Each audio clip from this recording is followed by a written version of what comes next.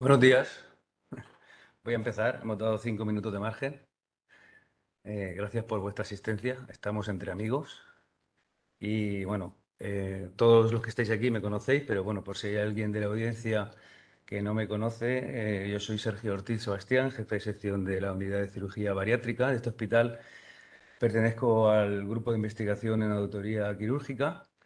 Y bueno, vamos a hablar un poquito de las complicaciones en cirugía bariátrica. No hay mejor manera de auditarse que saber cuáles son nuestras complicaciones y intentar mejorar y compararnos con los demás. Primero voy a hacer una pequeña introducción de lo que ha sido nuestra actividad y de lo que es la cirugía bariátrica. Empezamos el programa de cirugía bariátrica en el año 2007, donde hicimos nuestro primer bypass gástrico.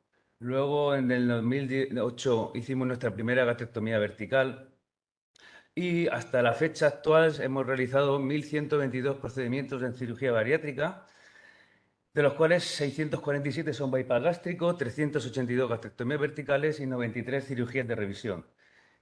¿Y qué son las cirugías de revisión? Bueno, las cirugías de revisión son aquellas cirugías que un paciente que ya está operado de cirugía bariátrica lo volvemos a reintervenir bien porque haya tenido una reganancia ponderal o un estancamiento en su peso o hayan aparecido complicaciones de la primera cirugía que nos obligue a tener que reintervenirlo. Eh, Nosotros en nuestro hospital las dos técnicas fundamentalmente que hacemos son la gastrectomía vertical y el bypass gástrico y esto se corresponde más o menos con lo que son las estadísticas a nivel europeo, español y mundial. Esta cirugía bariátrica se realiza en función del IMC del paciente, de la edad, de las comorbilidades que puedan tener los pacientes, de si tienen cirugía abdominal previa, de si toman fármacos de manera crónica y diferentes parámetros. Fundamentalmente hemos dicho que se hace un bypass gástrico que es una técnica mixta, restrictiva y malasortiva, y una gastrectomía vertical que fundamentalmente es una técnica restrictiva. Se tiene que utilizar, se debe de hacer por vía laparoscópica porque tiene múltiples ventajas. La curva de aprendizaje puede ser larga y es una cirugía que no está exenta de complicaciones. ¿Qué complicaciones podemos tener en la cirugía bariátrica? Pues a lo largo del tiempo, desde que el paciente se opera hasta pasado mucho tiempo, podemos tener diferentes complicaciones. Algunas pueden ser leves, otras pueden ser graves y algunas pueden ser incluso mortales. Existen unos criterios de calidad ya publicados en el 2017 por la Sociedad Española de Cirujanos y por la Sociedad Española de Cirugía de la Obesidad, de cuáles son, digamos, la morbimortalidad que debe tener un grupo de cirugía bariátrica. Lo consensuado es que la mortalidad tiene que estar por debajo del 5%, del 0,5%, en nuestro caso es del 0,09%, y las complicaciones globales tienen que estar por debajo del 10%. Nosotros tenemos en nuestra unidad actualmente menos de un 5% de complicaciones mayores según la clasificación Clavien-Dindo.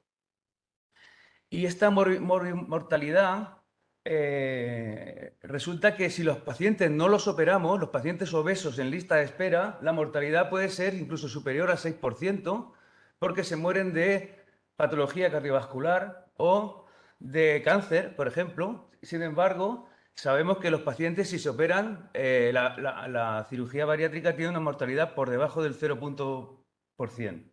Esto es debido a la cirugía laparoscópica, a los diferentes programas de formación y a un manejo multidisciplinar del paciente. Y está demostrado que tanto la morbilidad como la mortalidad es inferior si los centros tienen alto volumen de patología de pacientes intervenidos. A mayor número de pacientes intervenidos, baja la morbimortalidad. La primera persona que puso en marcha lo que es el estudio de la morbimortalidad en nuestro servicio fue nuestro antiguo jefe de servicio, doctor Félix Lluís, donde empezamos a utilizar el sistema POSUM en la escala, como escala de predicción de riesgo de morbimortalidad en los pacientes intervenidos. Y con esto desarrollamos, mi compañero y amigo José Luis Estrada presentó su tesis doctoral como el análisis de los primeros 500 pacientes con obesidad mórbida intervenidos de cirugía bariátrica en nuestro hospital. Presentó su tesis doctoral en el año 2018 y los codirectores fueron el doctor Luis y yo. Y bueno, fueron los primeros estudios que empezamos a hacer sobre la morbimortalidad en cirugía bariátrica. Antes de hablar de lo que es además de la morbimortalidad, tenemos que hablar de lo que son las curvas de aprendizaje. ¿Qué quiere decir? Es el tiempo o número de procedimientos que un cirujano necesita para ser capaz de realizar un procedimiento de manera independiente y con un resultado razonable, o sea, con poca morbimortalidad. Esta curva de aprendizaje es larga y tediosa en cirugía bariátrica y que durante esta curva de aprendizaje siempre hay una mayor morbilidad en los procedimientos.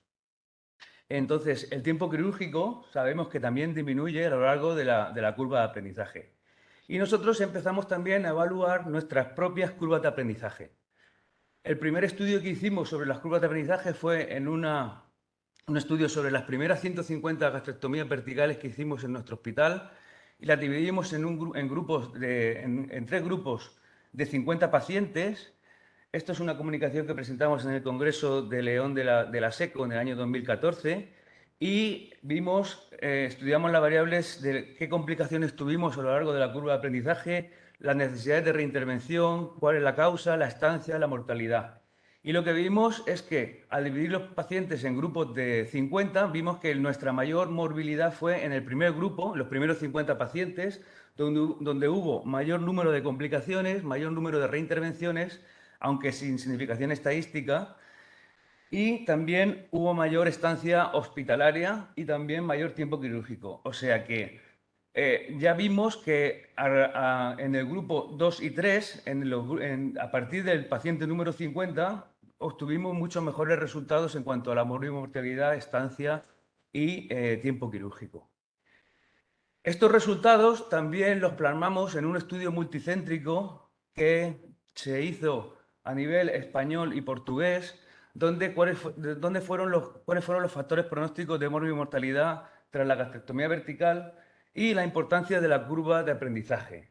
Nuestros datos los mandamos a un estudio multicéntrico de 29 hospitales y 2.882 pacientes y este estudio se publicó en Obesity Surgery. A partir de 2020, cuando vino el doctor Ramia, dimos un impulso bastante importante a la investigación y conseguimos la primera beca Felusid en cirugía bariátrica. La realizó el doctor Carlos Felipe Campos de Betancourt. La tuvimos 6 meses en nuestra unidad a tiempo completo y explotamos más nuestra base de datos y empezamos a sacar bastantes estudios de complicaciones y de morbimortalidad. Primero, os voy a presentar algún resumen de algunos de los estudios que hemos realizado. Por ejemplo, las complicaciones en la cirugía bariátrica en un centro de referencia. Digamos que medimos cuáles fueron nuestras complicaciones en este subgrupo de pacientes, debido a que la cirugía de revisión está asociada a una mayor morbimortalidad posoperatoria. La cirugía bariátrica de revisión que se hace en nuestro hospital, fundamentalmente, la mayoría son reconversiones de una gastrectomía vertical a un bypass gástrico, bien por reganancia o por complicaciones de la técnica, y luego también hay retirada de banda, distalización del bypass y otras técnicas. La tasa global de complicaciones los primeros 30 días fue alta, de un 25%, aunque no hubo casos de mortalidad y la mediana de estancia hospitalaria fue de 4 días. Estas fueron las complicaciones, más o menos la mitad de complicaciones leves y la mitad de complicaciones graves. Sí que es verdad que el 18% de los pacientes intervenidos presentaron complicaciones mayor de 3A, y de los cuales el 5,5% requirieron incluso reintervención. Aún así, están dentro de lo que está dentro de lo que hay publicado en la literatura, que la cirugía de revisión concluimos que fue un procedimiento bastante seguro y que se puede hacer por vía laparoscópica, que como hemos dicho, la cirugía de revisión más frecuente en nuestra serie es el bypass gástrico tras una gastrectomía vertical, y que si se hace en un centro de referencia podemos conseguir baja estancia y una baja prevalencia de complicaciones graves. Luego, como nuestro grupo de cirugía de revisión fue sobre todo la revisión de una gastrectomía vertical a un bypass gástrico. Analizamos este subgrupo de pacientes y comparamos. Hicimos esta publicación que ya presentamos en el Día de Investigación Isabial, que se publicó este año pasado en SOAR, donde comparamos nuestros bypass primarios con nuestros bypass de cirugía de revisión. Y obtuvimos estos resultados. Digamos que el objetivo de ese trabajo fue evaluar las complicaciones postoperatorias precoces en los primeros 30 días del bypass gástrico de cirugía de revisión tras una gastrectomía vertical primaria, comparándolo con bypass gástrico primario. En un estudio unicéntrico de cohorte retrospectivo analizamos las diferentes complicaciones, tanto mayores y menores, de la estancia y las consultas a urgencias, reingresos. Estos fueron los dos grupos que estuvimos. En un grupo de bypass de cirugía de revisión habían 48 pacientes, en otro grupo 580. No fueron grupos totalmente homogéneos, aunque las complicaciones, la tasa global de complicaciones fueron similares en ambos grupos. La estancia hospitalaria no hubo diferencia, sí que hubo una pequeña diferencia a favor del bypass revisional. Las visitas a urgencias fueron similares y los reingresos similares. Como los grupos no eran totalmente homogéneos, hicimos un propensity score donde nos quedaron dos grupos, 48 por un lado y 89 por otro, y obtuvimos idénticos resultados. No hubieron diferencias en cuanto a complicaciones, ni reintervenciones, ni visitas a urgencias, ni reingresos, aunque sí que hubo una ligera disminución de la estancia hospitalaria en el bypass revisional. Todo esto probablemente porque iniciamos los protocolos ERAS en nuestro servicio y en nuestra unidad. Bueno, concluimos que el bypass gástrico es un procedimiento complejo revisional es complejo y que debe estar adecuadamente indicado, que es una técnica que tiene una morbilidad postoperatoria similar al bypass gástrico primario y que es reproducible en unidades de referencia bariátrica. Tiene una tasa de morbilidad postoperatoria aceptable en manos expertas. Y hemos estado hablando un poco de los programas ERAS. ¿Qué son los programas ERAS? Pues, digamos, son una serie de medidas, tanto preoperatorias como intraoperatorias como postoperatorias, en el que conseguimos que el paciente se recupere antes, disminuyendo el estrés, y lo que hacemos es que intentamos que no haya un aumento de las complicaciones ni de la estancia hospitalaria. Ya se han descrito en un metaanálisis del año 2021, diferentes grupos ya han empezado a aplicar estos protocolos ERAS en cirugía bariátrica. Lo que conseguimos es que reducimos la estancia hospitalaria, reducimos la incidencia de náuseas y vómitos posoperatorios, reducimos el dolor, el consumo de opioides, acelera la recuperación del paciente, y todo esto es sin aumentar el número de complicaciones, sin aumentar los reingresos, sin aumentar reintervenciones o visitas a urgencias. Y nuestros datos los incorporamos de nuestra unidad a un estudio del Grupo Español de Rehabilitación Multimodal, un estudio multicéntrico que se llamó Estudio Power 3, un estudio observacional durante una recogida de datos durante 3 meses, y donde vimos que los pacientes a los que se le aplicaba el protocolo ERAS tenían una disminución del ingreso hospitalario y sin aumentar el número de complicaciones. Digamos que los pacientes se recuperaban antes, se iban antes a casa, sin aumentar el número de complicaciones, sin aumentar el número de reingresos. Otros estudios que hemos estado haciendo sobre las complicaciones, hemos ido dividiendo a nuestros pacientes en diferentes subgrupos, y también, por ejemplo, hemos analizado cuáles han sido las complicaciones de los pacientes que hemos operado con cirrosis hepática. La cirrosis hepática es el paciente obeso desarrolla una esteatohepatitis no alcohólica que puede generar una fibrosis y en una cirrosis. Y tenemos un subgrupo de pacientes que, en concreto, cogimos a todos los pacientes operados de gastrectomía vertical y los dividimos, los cirróticos y los no cirróticos, y vimos a ver si los pacientes cirróticos se complicaban más. Realmente no hemos encontrado diferencias estadísticamente significativas en ambos grupos, y es porque seleccionábamos muy bien a los pacientes cirróticos que teníamos que operar. Normalmente tienen que ser pacientes con una cirrosis Chaila que esté muy bien compensada.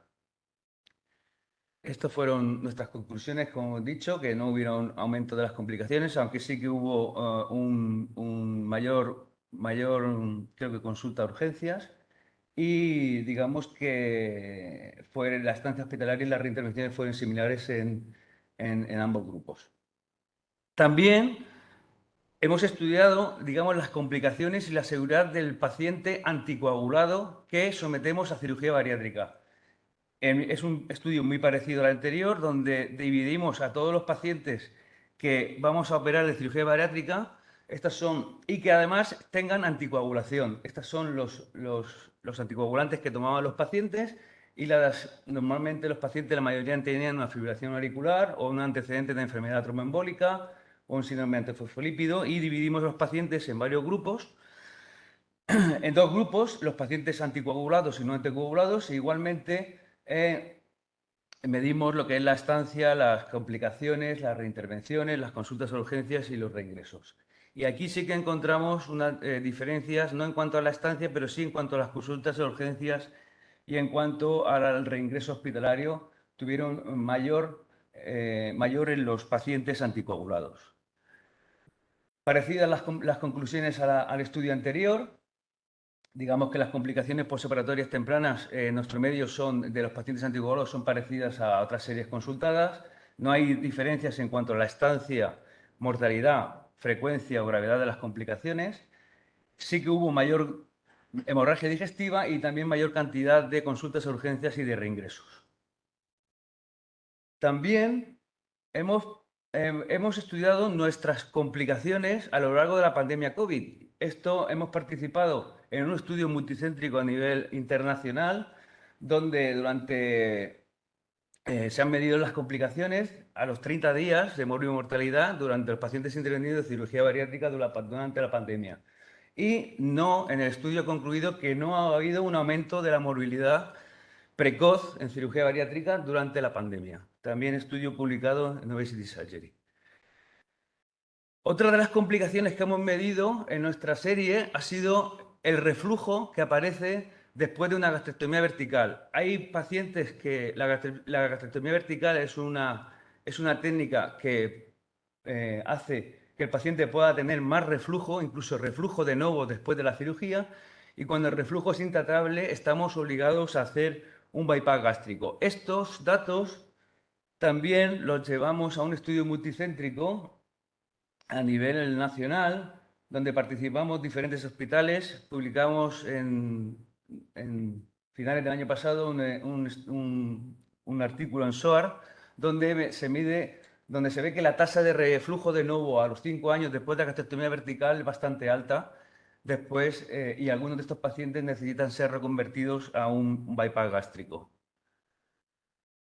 Los últimos estudios que hemos hecho sobre complicaciones, pues en el reciente Congreso Nacional hemos presentado lo que son las complicaciones de la anastomosis, complicaciones tardías de la anastomosis gastrointestinal tras bypass gástrico. Hemos analizado los 610 casos de bypass gástrico primario, donde hemos medido, digamos, lo que son las estenosis, sangrados, perforaciones, reintervenciones de pacientes que se les haya complicado una anastomosis gastrointestinal. Y por último, hemos hecho un resumen de los últimos 15 años de lo que es lo que es el textbook outcome en cirugía bariátrica. ¿Qué quiere decir? El resultado del libro, digamos, los pacientes que van perfectos, los pacientes que van muy bien, los pacientes que no tienen complicaciones, pacientes sometidos a cirugía bariátrica que no tengan complicaciones mayores, que tengan una baja estancia hospitalaria por debajo del percentil 75, que no tengan reingreso ni que tengan morbilidad ni que no tengan mortalidad a los 30 días. A lo largo del tiempo, hemos visto que, a lo largo del tiempo no, toda nuestra serie, los pacientes cumplen aproximadamente un 71,5% de lo que es el textbook, o sea, cumplen lo que es el resultado del libro. Los pacientes que han ido perfectos. Conforme dejan de cumplir estos ítems, va bajando el resultado del libro. Pero lo que hemos hecho también es analizar lo que supone nuestro textbook outcome a lo largo del tiempo. ¿Qué significa esto? Pues que en los primeros años, debido a la curva de aprendizaje, nuestros pacientes no llegaban al 50% de TEP-Budocom porque los primeros años es cuando más complicaciones tuvimos, más reintervenciones, estancias hospitalarias más largas y entonces los pacientes no llegaban. Esto es la media de la serie y en los últimos años nuestros pacientes llegan al 90 o superan el 90% de TEP-Budocom. Quiere decir que aproximadamente el 90% de los pacientes actualmente no, tienen, no cumplen con los criterios de TEP-Budocom y son pacientes que tienen un posoperatorio, digamos, ideal. Y nada más, esto es todo lo que hemos hecho a lo largo del tiempo de nuestros trabajos, publicaciones, comunicaciones en congresos y lo que les quería contar de cirugía bariátrica. Y estos son pues algunos de los próximos proyectos que queremos hacer dentro de la unidad de estudios. Y nada, comentarios, preguntas.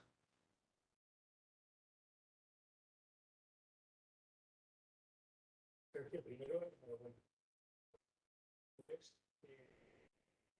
esta última diapositiva que has enseñado en PowerPoint, una pregunta.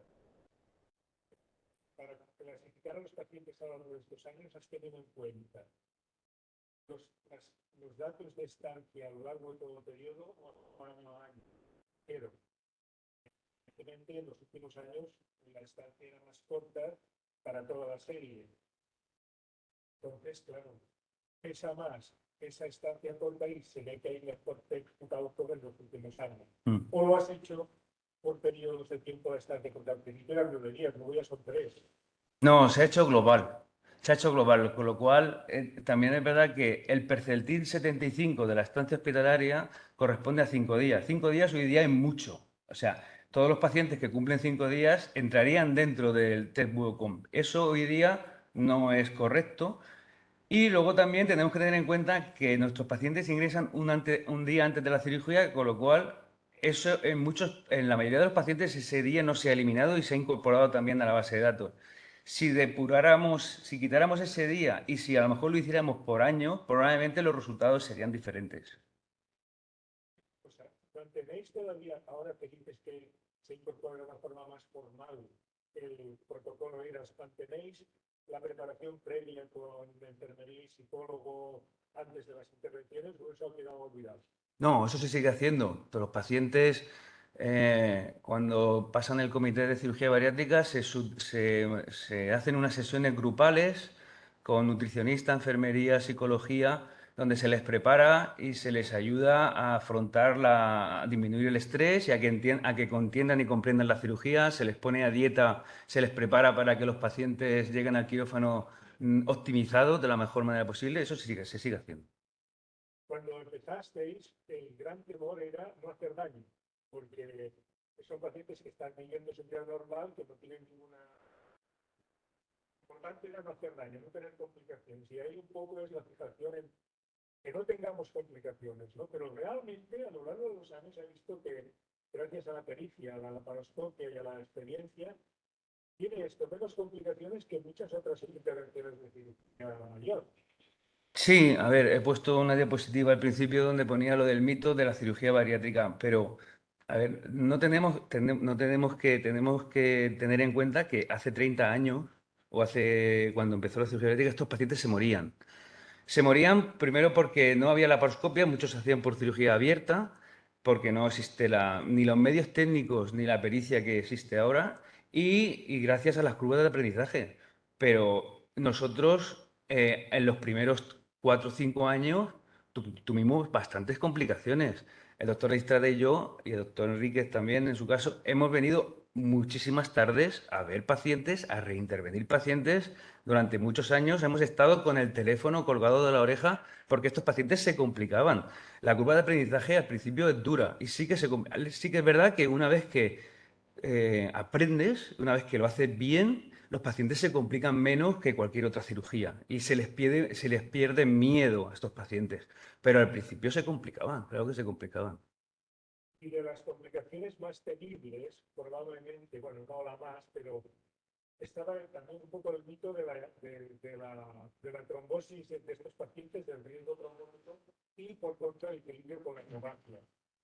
Inicialmente teníais pues, como una lucha entre si dar mucha antipoblación o dar poca para no caer en un lado ni en el otro. ¿Cómo está hoy día el asunto? Porque, por ejemplo, a lo largo de los años he visto que, a pesar de que, por no sé qué razón, la gastrectomía vertical tiene mayor riesgo trombótico, venoso, postoperatorio que las otras intervenciones, pero realmente el riesgo trombótico tampoco parece ser tan alto, ¿no? Bueno, el riesgo trombótico hoy día es bastante bajo. Sí que es verdad que son pacientes que tienen más riesgo trombótico porque son obesos, pero gracias a los protocolos ERA, gracias a las curvas a la cirugía laparoscópica, estos pacientes hoy día se están levantando y caminando a las 6-8 horas de la intervención, con lo cual hoy día es raro tener fenómenos tromboembólicos. Sí, al principio, como veníamos de una era donde la causa más frecuente de mortalidad de estos pacientes era el tromboembolismo pulmonar, pero claro, estamos hablando de la época donde la cirugía se hacía abierta, los pacientes estaban mucho tiempo encamados y los pacientes sí se morían de tromboembolismos pulmonares, con lo cual estábamos obligados a darles unas dosis altas de prevención del tromboembolismo. ¿Qué pasaba? Que si les das a estos pacientes dosis altas, los pacientes sangraban más. Por mucho que los hematólogos decían que no, los pacientes sangraban más. Y entonces intentamos llegar a un equilibrio y lo que hacemos es que no le ponemos heparina de manera preoperatoria a estos pacientes. Hemos disminuido las dosis de heparina y el paciente lo que hace es que les ponemos unas medias de compresión neumática intermitente en el momento que entran a quirófano, las llevan las primeras 24 horas y el paciente se está caminando de la misma tarde de la cirugía, le decimos que se levante y hoy día es excepcional tener accidentes tromboembólicos en nuestros pacientes. Una cosa de la que sé que deliberadamente no has hablado hoy, pero porque hoy era postoperatorio, ¿no? Pero a largo plazo tenéis datos de seguimiento de cómo va el peso, de cómo va la evolución, la supervivencia de toda esta gente, la reganancia, las complicaciones. Pues, a ver, hay datos que todavía nos quedan analizar a largo plazo. El problema es que el seguimiento de estos pacientes debería hacerse de por vida, pero si haces un seguimiento a 10 años de estos pacientes, las consultas externas las tienen masificadas y no tenemos los medios suficientes como para atenderlos. Otra cosa que se podría hacer son las consultas telefónicas o telemáticas, digamos, para ver qué ha pasado. Pero el 70% o 80% de los pacientes mantienen una adecuada pérdida de peso a lo largo del tiempo, pero sí que es verdad que hay un 30% que reganan. La cirugía bariátrica no es la panacea, la cirugía bariátrica es la mejor herramienta que tenemos para los pacientes obesos, pero el paciente que no cambia de estilo de vida, el paciente que no cambia su manera de comer, hay pacientes que un 20-30% que van a reganar peso. Van a reganar peso y porque son probablemente malos candidatos. Y eso, bueno, eso es una cosa que tenemos que hacer. Una de las cosas que queremos hacer este año es ver qué factores pronósticos nos pueden decir de reganancia de peso a largo plazo, por ejemplo, otra gastrectomía vertical es una de las cosas que queremos hacer. Pero sí que es verdad que lo ideal sería seguirlos de por vida para ver qué pasa con los pacientes. Por último, Sergio, en el contexto actual en el que se dispone o se dispondrá un robot, ¿qué crees que es el papel que debe, cómo ves, qué papel jugará la robótica o está jugando en el mundo de la robótica en la cirugía bariátrica? ¿Tiene un papel? ¿No lo tiene? ¿Hasta qué punto? ¿Cómo lo ves? Bueno, ahora es el boom de la cirugía robótica. Eh, yo que he hablado con bastante gente que ya lleva haciendo cirugía robótica, dicen que ya no se pasan a la laparoscopia. O sea, realmente el cirujano lo agradece mucho y el paciente también. Parece ser que tienen menos dolor postoperatorio, pero sobre todo el cirujano. A ver, hay pacientes donde sufres con el paciente en quirófano por posturas incómodas. El material se dobla de la laparoscopia. Tienes que hacer una fuerza contra la pared abdominal que no se relaja bien. Estamos a veces operando pacientes con una pared abdominal muy gruesa que a pesar de que el anestesista le ponga muchísimo relajante, no tienes espacio para trabajar. Entonces, hay estos pacientes difíciles, estos pacientes complicados o pacientes con reintervenciones, la gente que los hace por robótica dice que hay un cambio abismal de hacerlos por laparoscopia a hacerlos por robótica. Entonces, probablemente el paciente es súper obeso, el paciente que tienes poco espacio para trabajar, reintervenciones, pacientes complejos, parece ser que la robótica es lo mejor para estos pacientes. Porque consigues hacer la operación de manera satisfactoria sin que tú sufras demasiado y que el paciente tampoco sufra demasiado, o sea, que no tengas complicaciones.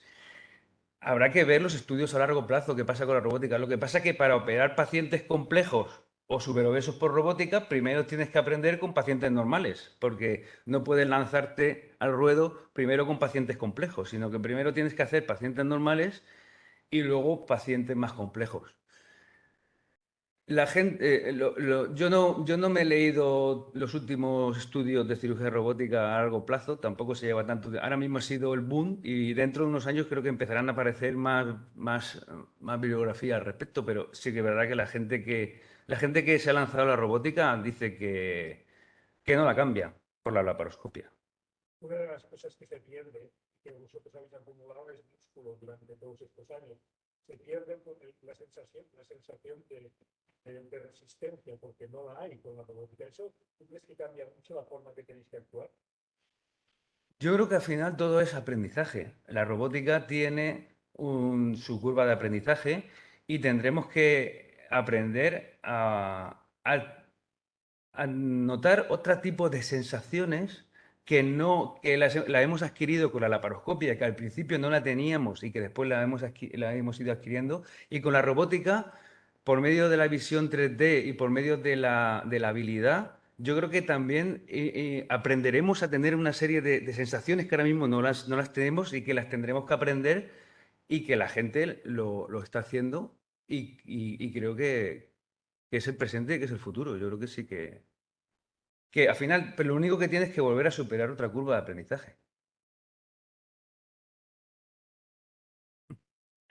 No sé si he contestado a tu... Bueno, los resis. ¿No decís nada? No.